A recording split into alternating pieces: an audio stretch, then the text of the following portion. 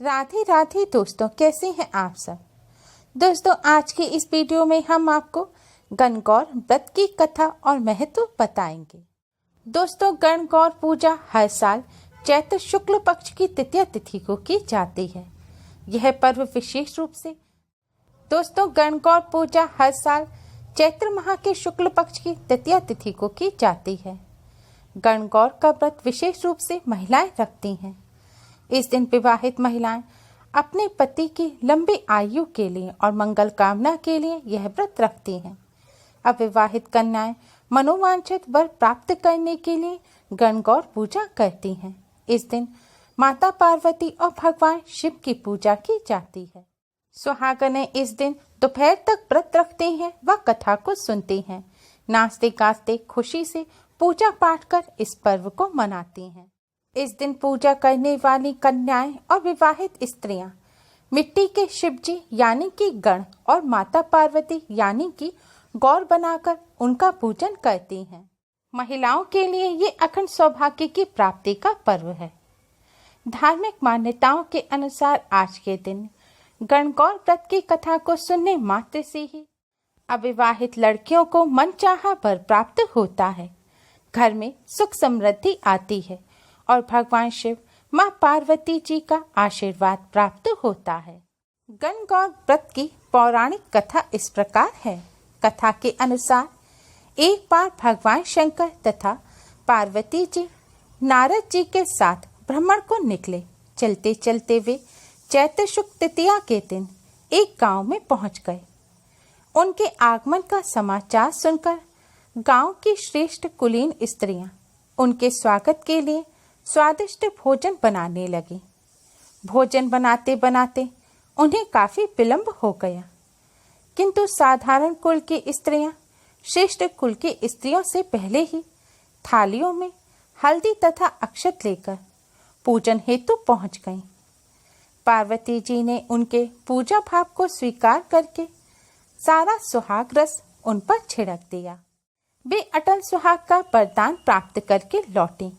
तत्पश्चात उच्च कुल की स्त्रियां अनेक प्रकार के पकवान लेकर गौरी जी और शंकर जी की पूजा करने पहुंची।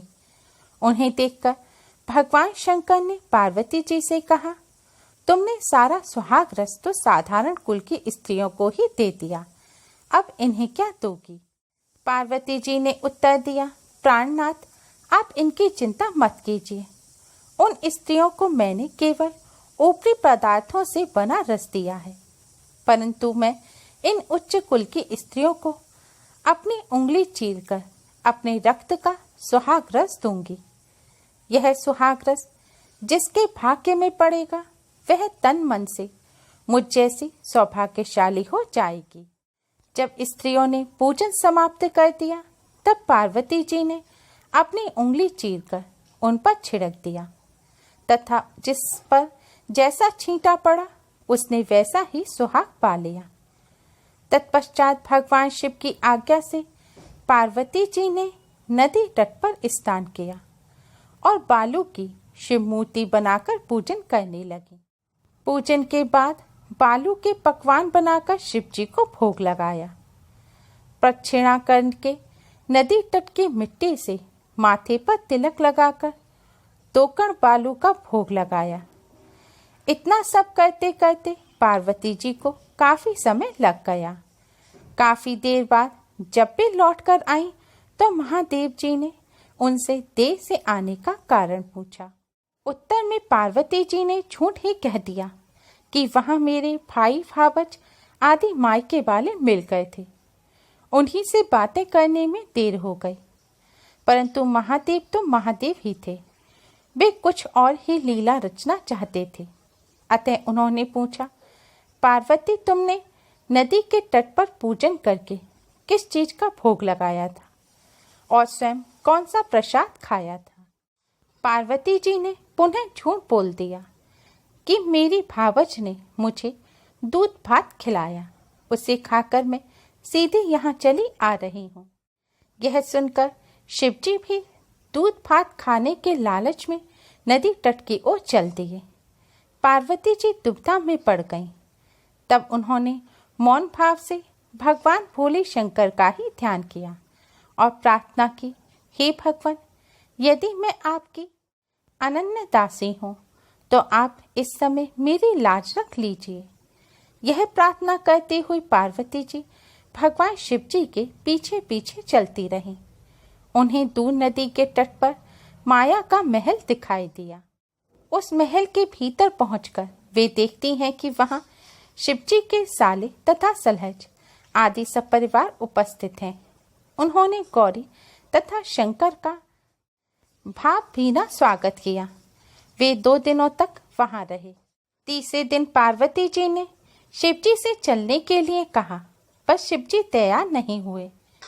वे अभी और रुकना चाहते थे। तब पार्वती जी रूठकर अकेली ही चल दी। ऐसी हालत में भगवान शिव जी को पार्वती जी के साथ चलना ही पड़ा। नारद जी भी साथ साथ चल दिए। चलते चलते वे बहुत दूर निकल आए। उस समय भगवान सूर्य अपने धाम पश्चिम को पधार रहे थे। अचानक भगवान शंकर जी पार्वती जी से बोले, मैं तुम्हारे मायके में अपनी माला भूल आया हूँ। पार्वती जी ने कहा, ठीक है, मैं ले आती हूँ, और वे जाने को तत्पर हो गई। परंतु भगवान ने उन्हें जाने की आज्ञा ना दी और इस कार्य के लिए ब्रह्मपुत्र नारद जी को भेज दिया। लेकिन वहां पहुंचने पर नारद जी को कोई महल नजर नहीं आया। वहां तो दूर दूर तक जंगल ही जंगल था, जिसमें हिंसक पशु विचर रहे थे। नारद जी वहां भटकने लगे और सोचने लगे कि कहीं वे किसी गलत स्थान पर तो नहीं आ गए हैं। मगर सहसा ही बिजली चमकी और नारद जी को शिवजी की माला एक पेड़ पर टंगी हुई दिखाई दी। नारद जी ने माला उतार ली और शिवजी के पास पहुंचकर वहां का हाल बताया। शिवजी ने हंसकर कहा, नारद, यह सब पार्वती की ही लीला है। इस पर पार्वती जी बोली, मैं किस योग्य हूँ? तब नारद जी ने सिर झुकाकर कहा, माता, आप पतिव्रताओं में श्रेष्ठ हैं। आप सौभाग्यवती समाज में आदि शक्ति हैं। यह सब आपके पतिव्रत का ही प्रभाव है। संसार में स्त्रियां आपके नाम स्मरण मात्र से ही अटल सौभाग्य प्राप्त कर सकती हैं और समस्त सिद्धियों को बना तथा मिटा सकती हैं। तब आपके लिए यह कर्म कौन सी बड़ी बात है? नारद जी ने आगे कहा कि महामाय, गोपनीय पूजन अधिक शक्तिशाली तथा सार्थक होता है। आपकी भावना तथा चमत्कारपूर्ण शक्ति को देखकर मुझे बहुत प्रसन्नता हुई है। मैं आशीर्वाद रूप में कहता हूँ कि जो स्त्रियां इसी तरह गुप्त रूप से पति का पूजन करके मंगल कामना करेंगी, उन्हें महादेव जी की कृपा से दीर्घ आयु वाले पति का साथ मिलेगा। तभी से गणगौर पूजा का व्रत किया जाने लगा। चैत्र शुक्ल तृतीया को भगवान शिव माता गौरी की मिट्टी की मूर्ति बनाकर उनका पूजन किया जाता है। भगवान शिव माता गौरी को जहाँ स्थापित किया जाता है वह माँ गौरी का मायका कहलाता है। और इस दिन शाम को गाजे बाजे से नाचते गाते हुए महिलाएं और पुरुष भी एक समारोह या एक शोभा यात्रा के रूप में गौरी शिव को नदी, तालाब या सरोवर पर ले जाकर विसर्जित करते हैं। जिस जगह भगवान शिव माता गौरी को विसर्जित किया जाता है वह जगह माँ गौरी की ससुराल कहलाती है।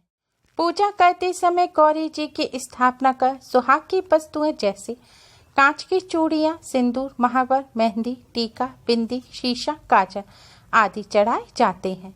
सुहाग की सामग्री को चंदन, अक्षत, धूप, दीप से विधि पूर्वक पूजा की जाती है। गणगौर पूजा में 16 अंक का विशेष महत्व होता है।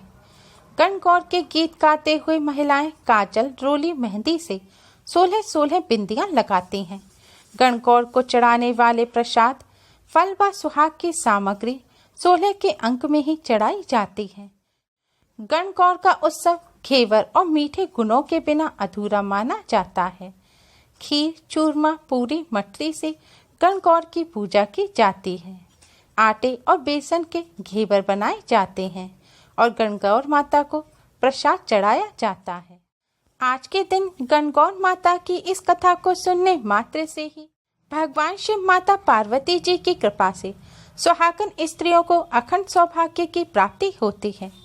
कुंवारी कन्याओं को मनचाहा वर प्राप्त होता है। घर में सुख समृद्धि आती है। उम्मीद है आपको हमारी ये वीडियो पसंद आई होगी। प्लीज़ लाइक करें। हमारे इस वीडियो को अपने फ्रेंड्स और रिश्तेदारों में ज़्यादा से ज़्यादा शेयर करें, जिससे वह भी इसका लाभ उठा सकें। हमारी और भी वीडियोस के लिए हमारे चैनल को सब्सक्राइब करना ना भूलें। Thanks for watching. Radhe Radhe.